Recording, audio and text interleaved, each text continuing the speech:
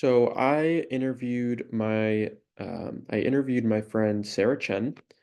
She is a 34-year-old software engineer, and when asked about nutritional genomics, she initially described it as something about how genes affect what we should eat and how our bodies respond differently to different nutrients.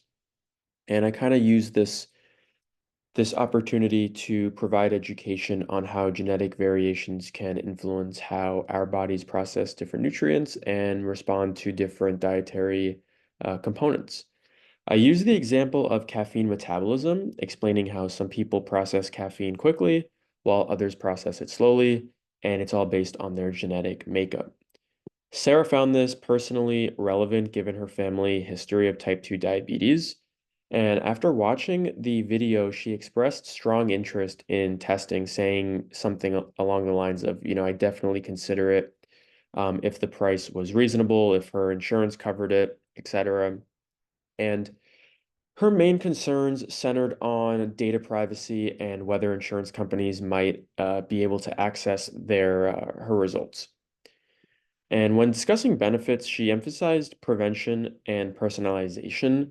Regarding risks, she worried about data protection, but she said this wouldn't prevent her from testing if proper regulations were put in place. She wanted information about test accuracy and how results would translate into specific recommendations so she could actually do something about it. Sarah felt like learning about disease risks would motivate her rather than discourage her. And when asked about dietary changes, she said she would make them if given clear evidence and practical guidance, noting, I need to understand the why behind the recommendations. She needs to understand why she'd be doing it. And I strongly agree with Sarah's emphasis on evidence-based recommendations and practical implementation. However, I would address her privacy concerns more thoroughly, explaining current protections under GINA, which is Genetic Information Non-Discrimination Act, and our facility's data security measures. Some of my observational analysis included Sarah's body language evolved from initially looking more reserved to towards the end feeling and looking a lot more engaged, especially after the educational component. She took notes and she asked pretty detailed follow-up questions showing strong analytical thinking consistent with her technical background. Her receptiveness increased notably once she understood the practical applications. This interview definitely revealed that even educated professionals may have limited initial understanding of nutritional genomics.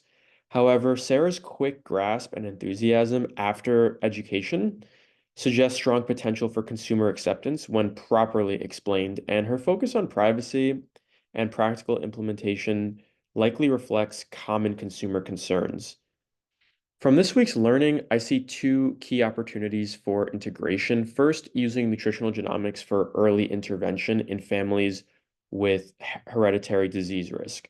Understanding genetic predispositions could help motivate preventative dietary changes before disease onset. And second, incorporating genetic testing to optimize weight management programs. Understanding individual genetic variations in nutrient metabolism could really effectively help explain different responses to dietary interventions and guide more personalized approaches. Regarding ethical practice, nutrition professionals, in my opinion, must maintain strict confidentiality at all times, provide balanced information about benefits and limitations, ensure recommendations are based on current evidence, and practice within our scope of expertise and making sure that we don't find ourselves going outside of our scope.